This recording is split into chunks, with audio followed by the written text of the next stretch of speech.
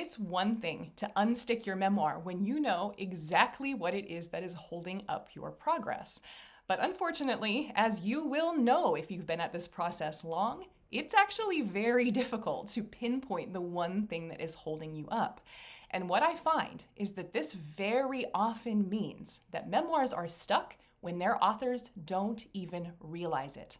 So today, I want to peel back all the psychological layers of this issue and ask you, is your memoir secretly stuck? And if so, let's figure out how to unstick it. Stay tuned.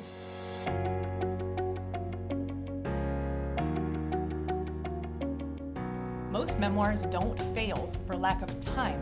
They fail for lack of clarity because their author is trying to move forward in a process that is unfamiliar and unclear with no one to support their efforts.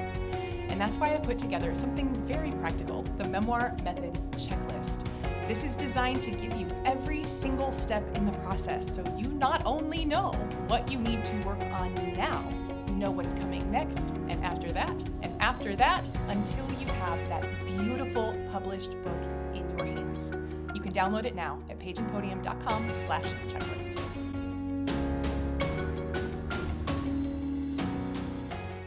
If you've been watching this channel long, you know that a lot of the episodes that we pull come from my interactions, both with folks that I'm on consultations with and with folks who I'm working with directly as clients.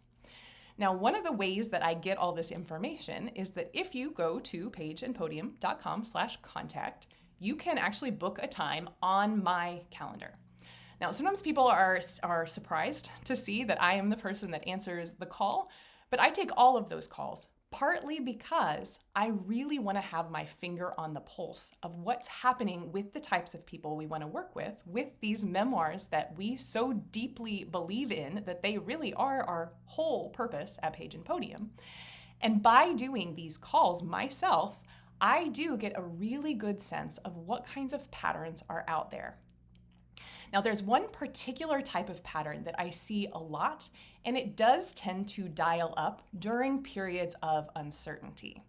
Now, we're going to get into what that pattern is, what it means, how we can break through it as we move through this video. But to start, I just wanted to describe a series of events that happened pretty recently, but that I have experienced many times before, because I want you to see if you can see yourself in this pattern. Now, there was a woman who had signed up for a consult recently. And how this went was that she'd signed up, booked a time on my calendar. When you sign up, you'll be asked a number of questions about your book. And as she was filling out all of these different questions, one thing that was really clear to me was that she was feeling both overwhelmed and lost. Now, this is so relatable right now because not only are we in this unprecedented historical period where it feels like everything at every level is blowing up. We don't know what we're going to see on the news when we wake up in the morning. So overwhelming. And at the same time, it feels very kind of unclear what's happening. Now, I would argue that this is somewhat by design in our particular socio-political moment. But at the same time, it affects us, whatever the cause is, to not feel as though we have clarity. Now, this comes not only from our kind of news cycle, from our social context as a political movement, but also from just this information overloaded world that we live in. We now not only have Google, we have AI. So you could spend every second of every day learning new information, but what you don't get from an environment like that is clarity. So instead, we will often feel lost. We will feel like we have no idea how to move forward. Now, let's take that context and drop in a woman who is very independent, who is typically used to being able to figure most things out herself, particularly intellectual type of things.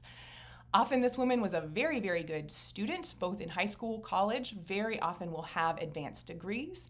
And as part of her personal life, whether or not she has children, she is definitely the one that is managing all the things at home, making sure that everything is taken care of, making sure that all of the bills are paid, making sure that correspondence is answered, making sure that people have their baths and their food and all of the things that we need. Well, what happens when we drop an independent woman like that into this context of overwhelm and lack of clarity, well, very often what will happen was the pattern I had seen with this consult. Now, as she was filling out her booking form, as I mentioned, she was writing in things that showed me that she was feeling overwhelmed and lost. But at the same time, based on what her book was about, I could see that this was a very capable woman. I could tell that her writing was strong just from how she'd answered the questions. It was clear to me. And she was lost. Now, this should not be surprising. All of us can feel overwhelmed. All of us can feel lost. There is nothing about being an independent person that protects us from overwhelm and lack of clarity. And in fact, what happened with this woman was she was on my calendar, and then about a week later, I saw that she canceled. Now, she sent me a really sweet note, and she said, "I'm so sorry to have taken up your time." Flag that for later, by the way. But I think that I want to work on this piece on my own a little bit longer. I found some new stuff. I found some kind of new ways in. I've got a new strategy. I think I want to work on my own, but I'll let you know if I need you later. That is great. Of course, I'm always happy when people feel unstuck. But wouldn't you know it? It was only about a week before I saw her on my calendar again. Now, in the actual form itself this time, she put a little apology. She was sorry. She changed her mind. She really wanted to talk. Well, there was another cancellation before. Spoiler alert, we did get her booked in and into a coaching program, but there was back and forth of whether or not she wanted to chat with me or work on her own. Now, this kind of booking in and canceling, that does actually happen more than you might think. But what happens even more than that are these kind of little signs that there's something that is going on under the surface. Things like, "I'm so sorry to be wasting your time. I'm so sorry to be taking up so much of your time." But also things like, I think I can do this on my own. I want to try to do this on my own. These things that signal, yes, I want to move forward, but I think it has to be me who does it. And that's what I want to talk about today, is this idea of the shame spiral that comes from all of these great things about being independent, but that can ultimately tank our progress simply by lying to us, simply by telling us that no, we don't need support, that actually that moment when we reached out for support was a moment of weakness, that actually we need to apologize for even admitting that we needed help. Oh, y'all, this is not the way if we are trying to move forward to a more just, equitable future where everyone around us has access to achieving these big dreams. This is not the way. So I want to break down what's happening here a little bit because I've got good news and bad news. Let's start with the bad news first. The bad news is that when you are in this cycle of asking for help in these moments of desperation, but then declining it in moments when you feel a little more regulated and calm, is not actually a healthy cycle. This is very, very often simply a stalling cycle. It is often something that you will not break out of until you are kind enough to yourself to allow yourself support. Now note, I did not say until you get broken down to the point that you need support, because very often when we come to support from that point, we don't believe we need it. We don't believe that we should ever be weak. I'm putting that in scare quotes, by the way. We should always be strong. Well, the bad news is that is not a mindset that moves a memoir forward. But the good news is that oftentimes, if you can understand what's happening under the surface, it's much, much easier to break through that pattern of denying yourself any kind of support, any kind of help, any kind of real way forward, so that you can actually finish the book. You can do this thing that is the thing that matters. I guarantee you, no one will be more impressed with your book because you wrote it yourself. They'll be more impressed with your book because your book actually exists. And if you need the help to get that moving forward, spoiler alert, we all do, then it's time to get it now. So with that said, let's get into the 3 things that I often see underlying this pattern of shame, of resisting support. Because I think you'll find yourself in at least one of these. And if you do, I want you to know that is not a defect in yourself. That is a normal way that you are responding, that your brain has learned to keep you safe amid uncertainty, amid lack of clarity. But it's time to pull that back and find the real communal connection that's actually going to move you forward. Okay, so there's 3 reasons that I see that keep people stuck in this pattern, the shame spiral that keeps you from moving forward. Now, the first thing that can happen when you are in this kind of back and forth between wanting support, pushing it away, wanting support, pushing it away, is that you are actually just still at the brainstorming stage. You just haven't allowed yourself to sit in the brainstorming stage. Now, there is no shame here or any of the other reasons I'm going to talk about, but I did want to get this one out of the way because this is the simplest to solve. All that is happening in this particular reason is that you have been brainstorming, very needed and definitely part of the memoir writing process, but that you don't think you should have to brainstorm. So what often happens here is that I will see women who are really brainstorming. They're free writing, they're brain dumping, they're just getting stuff out on the page. They don't have an outline, they don't have support.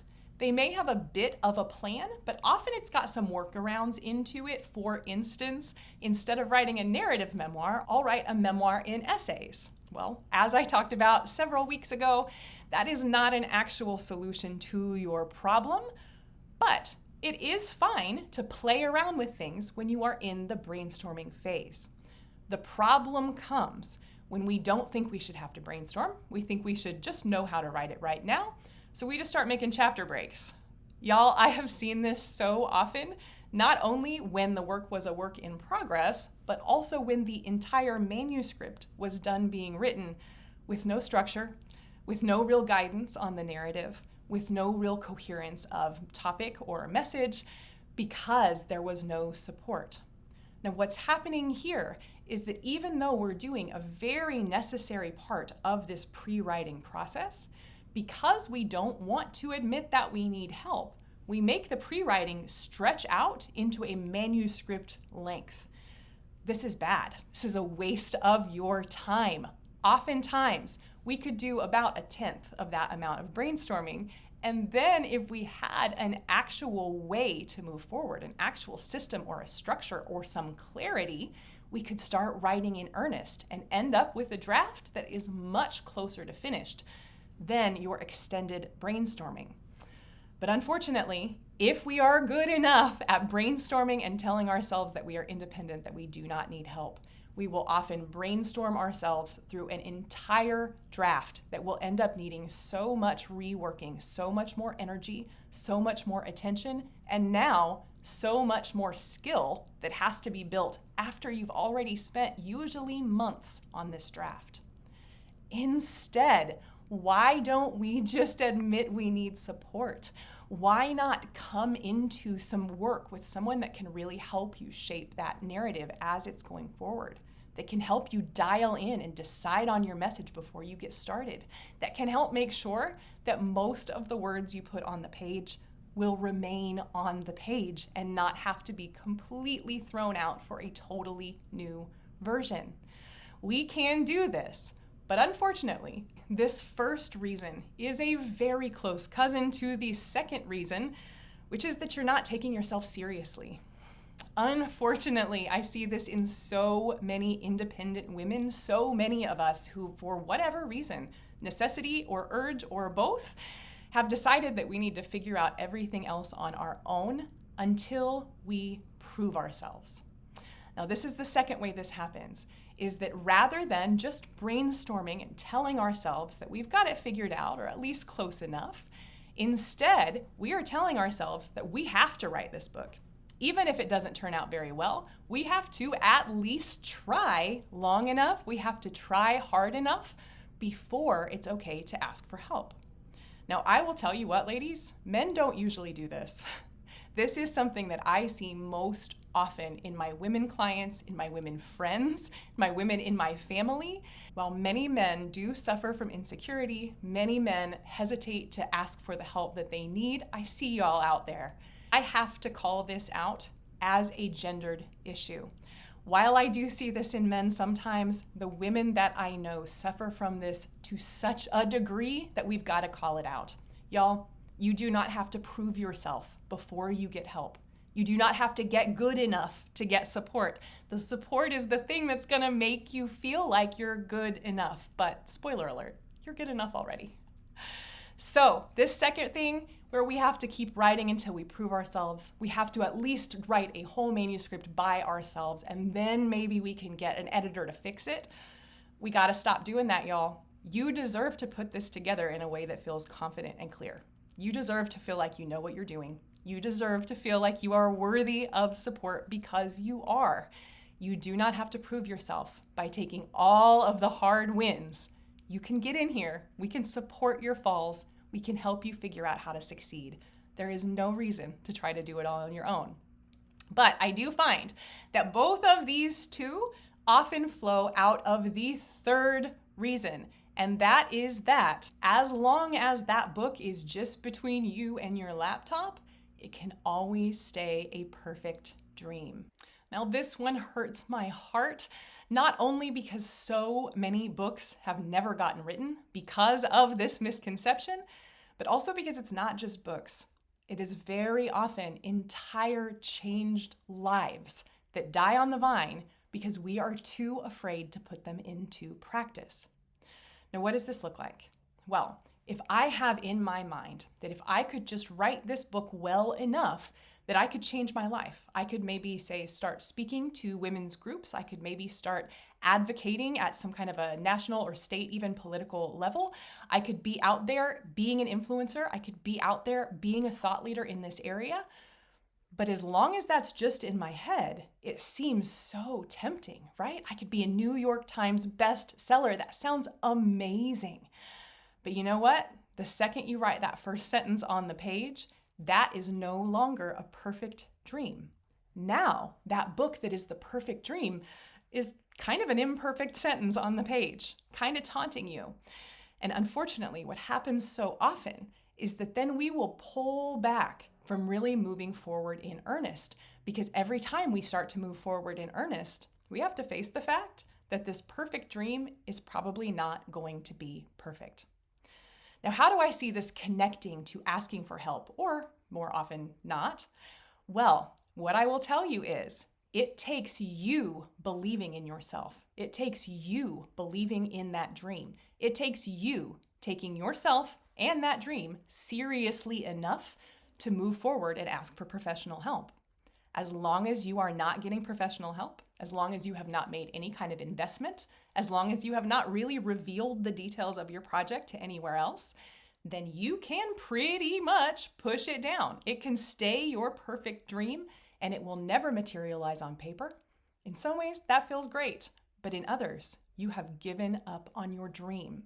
So, what is the solution to literally all of these questions? Well, unfortunately, it's not only that we have to ask for help. It's that we have to ask for help and we have to be honest about it. Unfortunately, there is no way forward in a skill that we don't yet have, a skill that we do deserve to develop, but that we haven't yet gotten started with.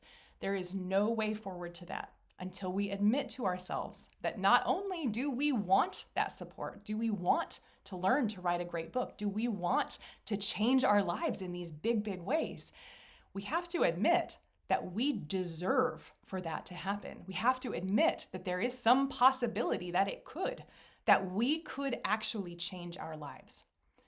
There is very little that is scarier than that thought. And that, I am afraid, is what holds so many people into the cycle of asking for help and then shying away from help, and then asking for help and then shying away from help. It has to stop, y'all. I believe so deeply that we have got to get people's stories out there, that so much of the suppression of particular narratives from the major publishing industry, but also from society in general, has been nothing but harmful. We have got to step up, step forward, and stop listening to everyone around us who is supposedly telling us we've got to be perfect or bust. It's not true. There is so much space for your beautiful human imperfection. And once we can get everybody to step forward, we will be an unstoppable movement. But all of us have to step forward.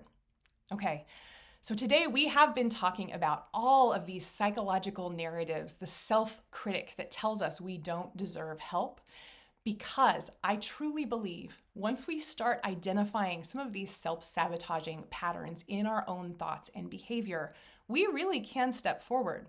What you are embarking on, or maybe what you're resisting actually embarking on, is actually not nearly as scary or intimidating as you're probably thinking if you haven't yet reached out for help. But it's gonna take getting that support to really be able to see and believe in your mind and your body that this is not scary and it is something that you can do. You can knock this out of the park, and I would love to help. So reach out. As I mentioned in the beginning of this video, you can book in a call with me at pageandpodium.com/contact. And I love to hear about not only the places that you're having success, but also where you're struggling. I would love to connect with you over this and help you see that getting support, getting help, it's nothing against you. In fact, it is what every single published author has done from the beginning of time until now, and you deserve it too. Okay, book in a call. I would love to hear how it's going for you. And otherwise, in the meantime, happy writing.